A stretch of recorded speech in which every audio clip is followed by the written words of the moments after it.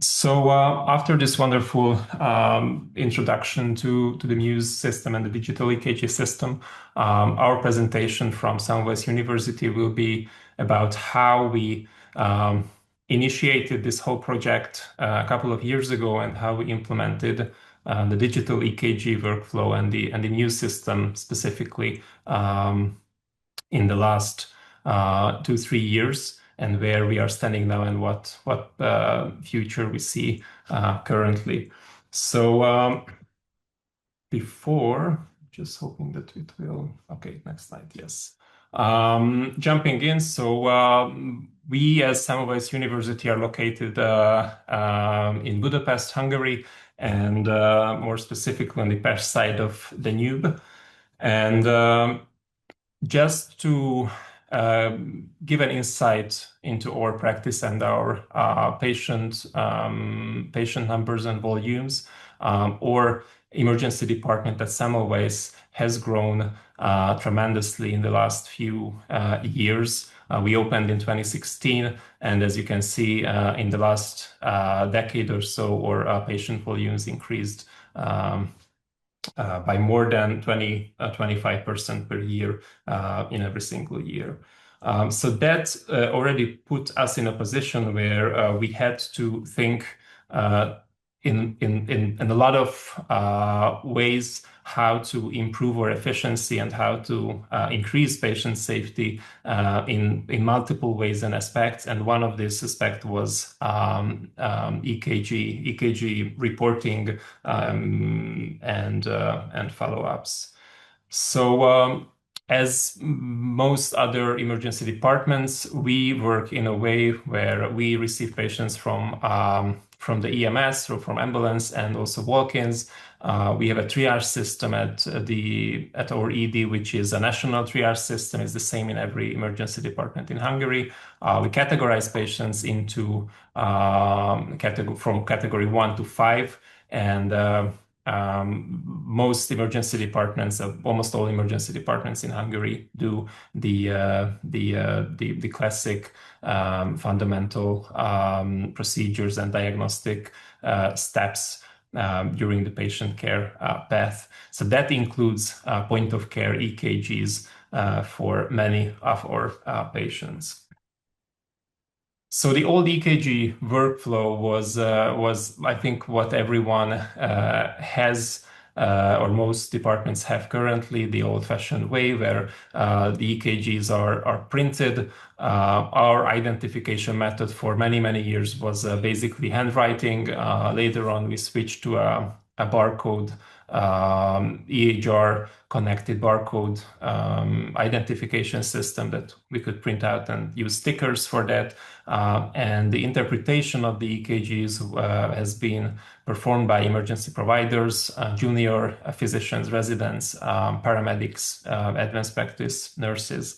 And the validation step has been done by the attending physician or senior providers by using a physical stamp, which you can see on this physical EKG in this with this blue circle. So obviously it had all these drawbacks that was mentioned in the previous presentation as well. Our solution to store or own EKGs was to scan these printed papers in a PDF form and store these PDFs on hard drives located at the department. So we had multiple unmet clinical and research needs. One was to have a fast and reliable patient identification system, obviously to access the previously performed EKGs in an easy way, and to do side-by-side comparisons of current and previous EKGs, have a standardized and easily and well-recorded system for reviewing the EKGs and validating these EKGs, and also to broaden our scope and to not only use the system for clinical purposes, but to include the EKG data for research purposes as soon as possible. So why MUSE in the emergency department. This is a system which allowed us to use a high throughput, which allowed us to use it in our high throughput setting where we see a lot of patients and time is crucial, and where we performed EKGs for most of our patients, basically, either for specific questions or for baseline screening in some instances. It provides immediate availability at multiple workstations, so the same EKG can be read right after recording the EKG. It can be read by multiple providers. Obviously, it reduces paper handling by digitalizing it, and we eventually almost completely stopped using printing. So the way the path how we arrived here is that first of all we had the strategic aim to use less paper, to do more, to have more devices at our department which are network connected and are able to record, store, and send data to the EHR system. And this way, one of the steps that we did, that was the first step basically, that we switched to new generation EKG devices, which were Wi-Fi capable and which could be connected to our network and connected to the EHR. Obviously, this had to be, we really had to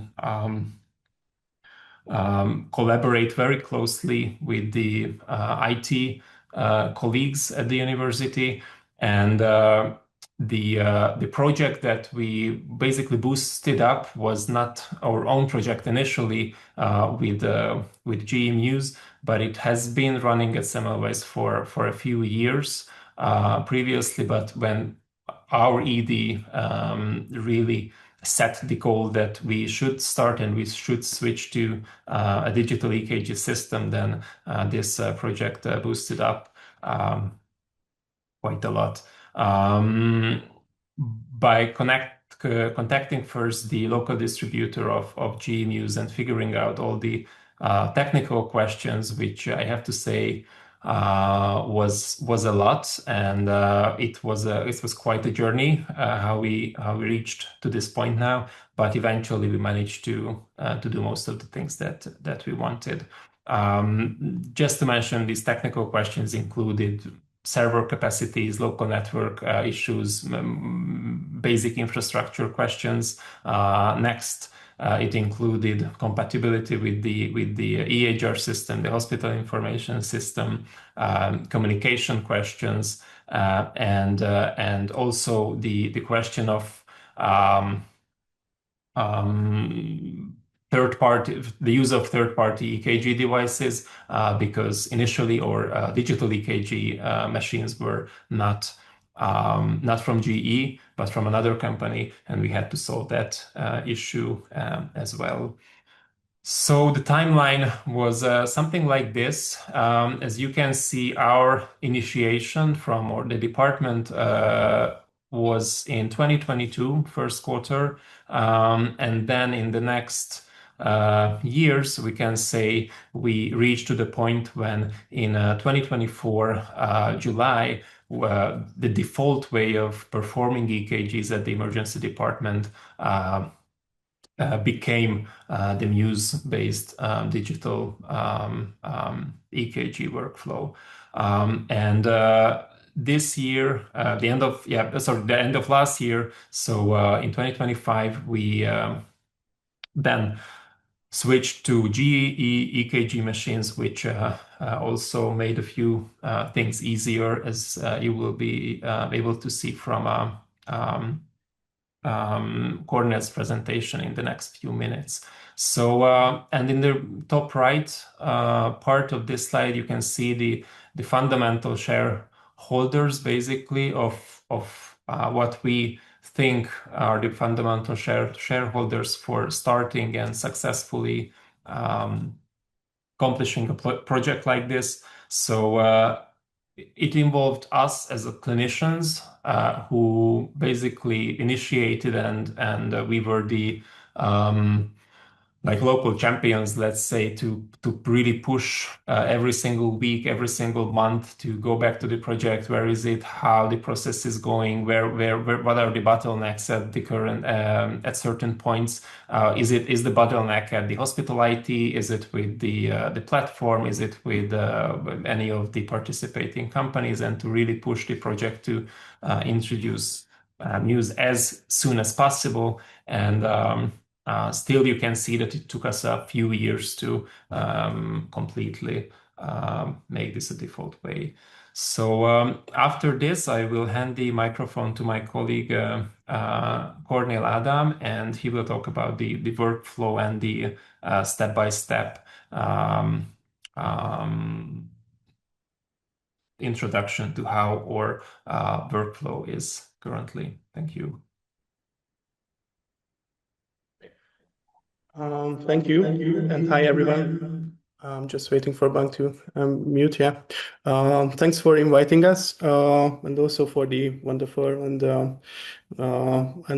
very interesting presentations. I will try to share my screen.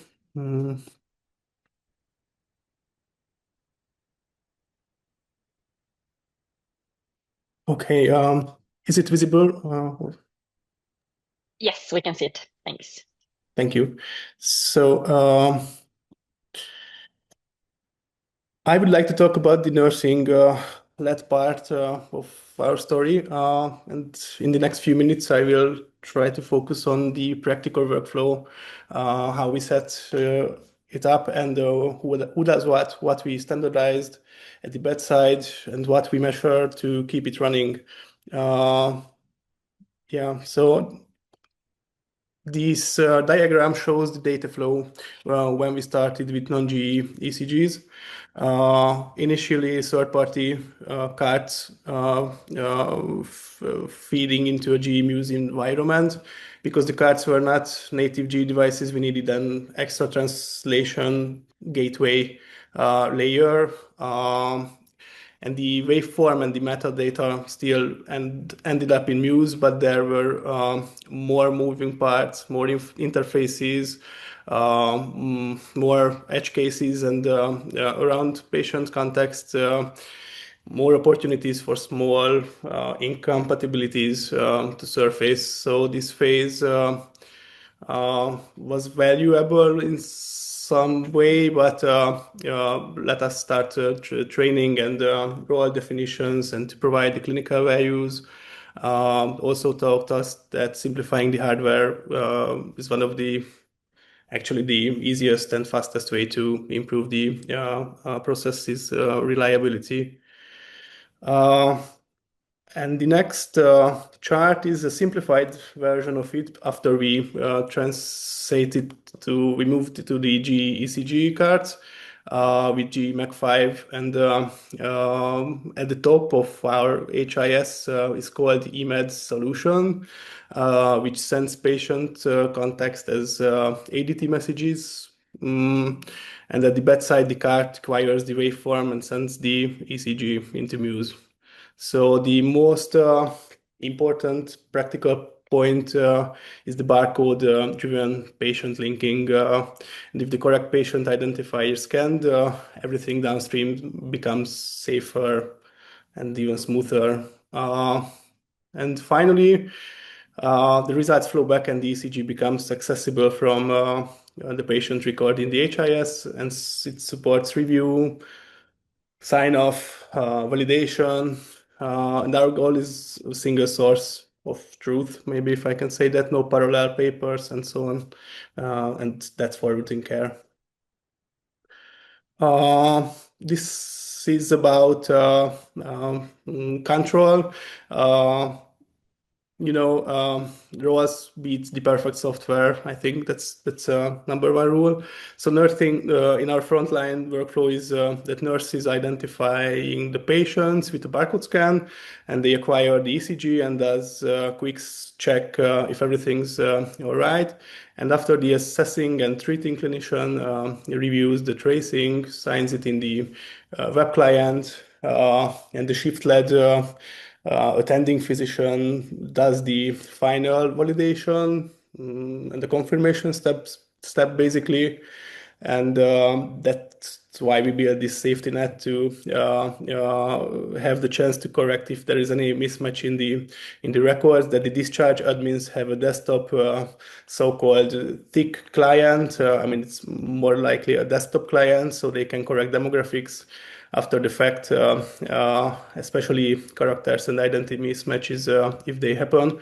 And the IT and Biomed owns connectivity, also the device configuration and the user lifecycle. So yeah, as Bank said, local champions provide short trainings also, and they regularly collect feedbacks.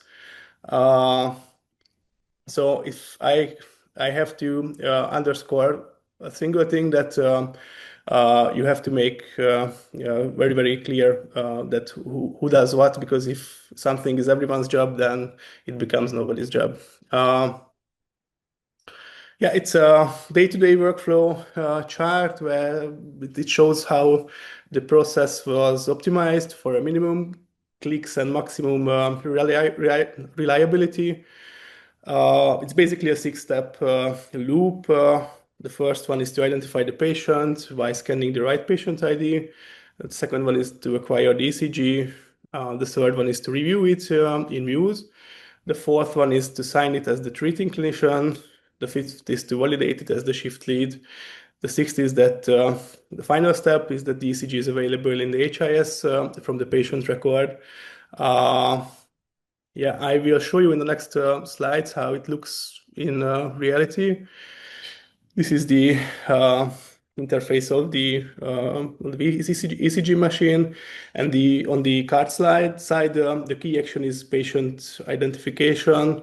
We start by selecting a new patient menu, and instead of typing names or dates of birth or any other demographics, we scan the patient ID, which we call KBA. And that scan is what links the ECG to the right patient.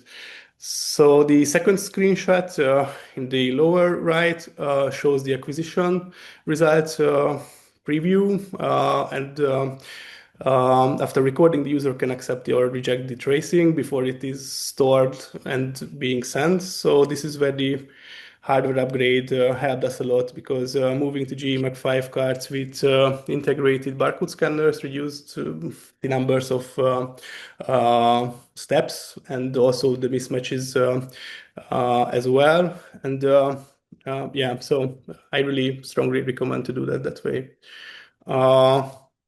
The other screenshot is the MUSE web client's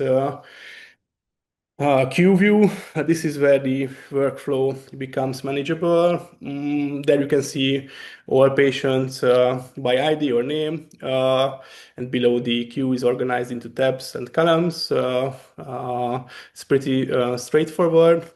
And operationally, we train people to do quick checks here. Does the record belong to correct patient and visit? And is the ECG in the right state for the next person in the chain? This step needs some improvements yet. So the biggest safety principle is, if you see missing patient data or a clear mismatch, don't try to fix it creatively during the shift. I mean, we trained our personnel to escalate the discharge admins so they can correct it properly in the desktop clients. So once you open a record, this is the screen that most clinicians spend time in. On the right, serial presentation is the feature I like the most. It lets you browse through the patient's prior ECG without actually looking back to the previous paper-based documentation. This makes serial completion much more routine and much less dependent on paper logistics. And since we use it, I think I almost forgot how hard was it to actually find the previous ECG of the patients. So at the top, you also see the interpretation area. This is where the system provides options and suggestions, but our practice is to keep the clinician's final statement short, but it really doesn't work yet. So basically, everybody leaves the system's original diagnosis unless it's something very very scary. So yeah. But our goal is the consistency to the ECG should be easy to understand in the next shift and easy to audit later if needed. So yeah, that's another point we prioritize. This is what the integration looks like from the EMET solution. I mean the HIS perspective. And in the patient overview, MUSE appears as an investigation item, just like the lab results or the imaging results.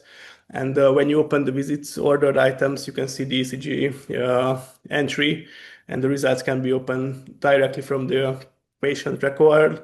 I mean, almost directly because a window pops up and you have to log in, but afterwards you don't have to select anything to view the ECG. It also supports multidisciplinary care, cardiology or other services that are integrated into the system can review the same tracing quickly with the same source, so it saves time and it's more efficient and safe. This screenshot shows a small but important operational detail. I think it's record locking, and I think that meant to be a feature rather than a bug, but in emergency care, it's kind of annoying at sometimes because if workstations are constantly changing and somebody leaves their account logged in and viewing the ECG, if I move to another PC or desktop, I cannot view it unless the previous viewer leaves the area. So if I could change one thing, that would be it, or at least to make it an optional feature. And a few metrics. I just wanted to show that this is not a small pilot anymore, as we started back a few years ago. And this chart compares volumes from ED versus the rest of the institution. Basically, it's a cardiology with many ambulances. So there are two departments integrated in Semmelweis University, is the CVC, the Cardiovascular Center, and the Emergency Department. And I just wanted to emphasize that we almost share the same ratio of the ECG as they do. So we are heavily into doing ECGs, and we have a lot of data. And also here we look at the activity and the confirmations over time. The blue bars are monthly acquisitions, and the line shows the confirmation and validation rate by acquisition month. It's not really visible, but you can figure out in the background. The confirmation rate is calculated as of extraction. That means that confirmation can even happen later. Therefore, the most recent month can look artificially lower because some validations are still missing. But operationally, we use this view as a management dashboard. And in the next slide, you can see that why we improved a little, but we still have our confirmation hours very high. The trends are promising, but we also miss to validate the records, and very long tail, the 19th percentile is visible. So reducing the tails matters for the control and for making data set reliably complete. The main message is that once roles were explicit and the workflow is stabilized, the timely confirmation become much more routine, but not yet the standard. So we are working on improving this. And also, just to final quality view, one advantage is that we can measure signal quality objectively. I mean, I never imagined that sometime I will see a chart with these parameters. but this chart shows common signal quality flags between August and December of 2025, comparing ED with all the locations, I mean, mostly the cardiology.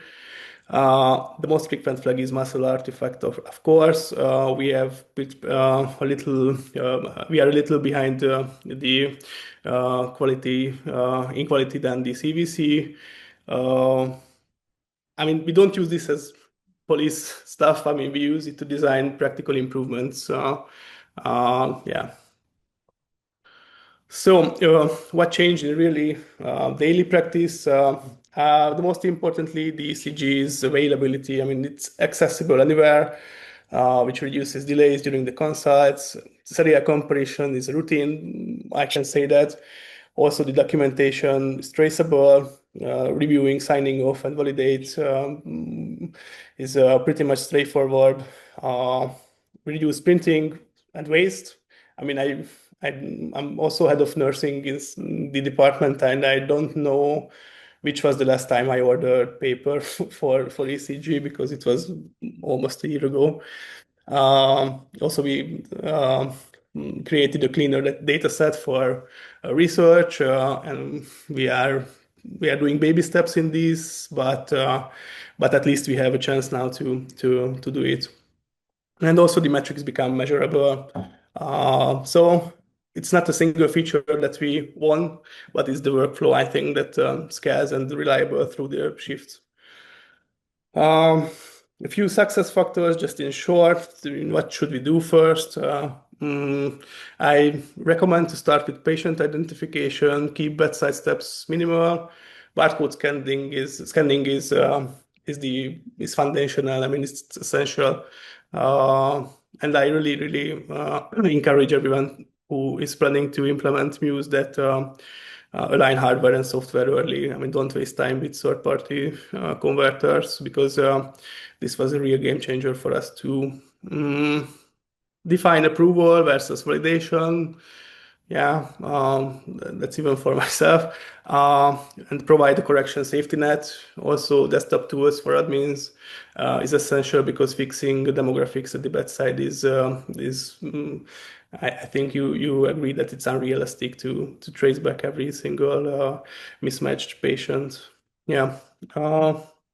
And to close, here is what we want to go next. Would like to have dashboards. We are really heavily into Power BI as well, so automated reminders for validation, reducing the long tails without too much burden. I mean, we also want faster feedbacks. And also another priority is standardizing the ECG workflow across additional locations and sites. So the training and governance are really key and consistent. And finally, as the data set becomes cleaner, it opens door for analytics and also research. So potentially future clinician decisions can also support research, and always with appropriate governance. So that would be my section. Yeah, so thank you for having me. Thank you very much, both Mr. Kornel and Dr. Fenyves. We actually have a few questions in the chat already. So first of all, you went through this a little bit on your slide, but what was the most important clinical advantage brought to your clinic by MUSE? So if you could highlight the most clinical advantage. I can address that. Thank you. So just here a second. So the most clinical advantage was the university is located. So the cardiovascular center and the emergency department is not located close to each other. They are in fact on the two separate sides of the Danube, so pretty big distance.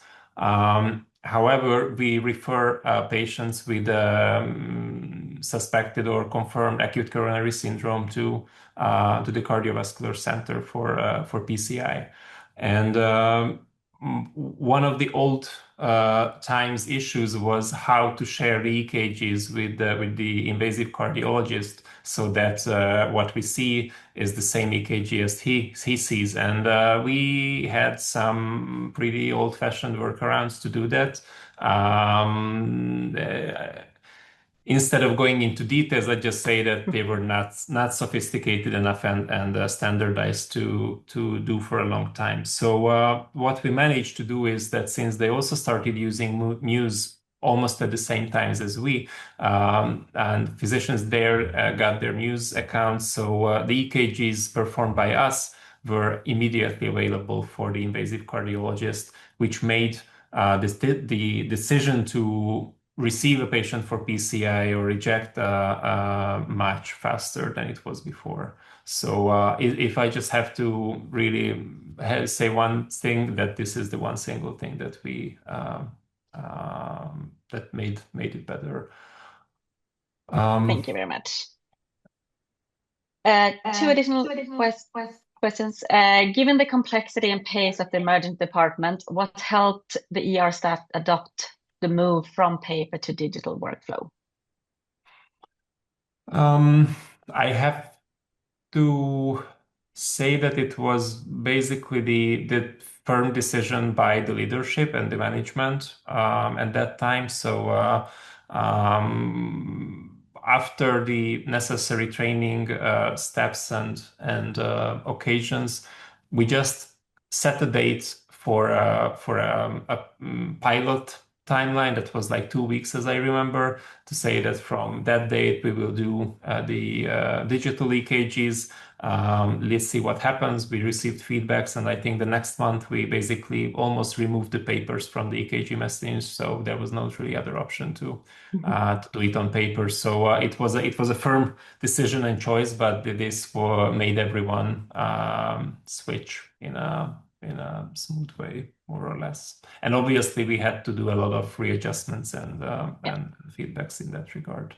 But I think it didn't take more than 1-2 months to have a very successful implementation in that. That's great. And one final question: are your clinicians who validate or confirm the ECGs paid per confirmation, or is it just part of their responsibilities? If you want to answer that. I like this anonymous attendee question. Yes. I hope none of my colleagues is here today, because they might get this idea and try to make it happen. So unfortunately, in Hungary, physician salaries are not tied to these small performance metrics. Let's say it like this. It's more flat or more standardized and not incentivized in that way. So no, the answer is no. It's just part of their. It should be part of their routine practice, basically.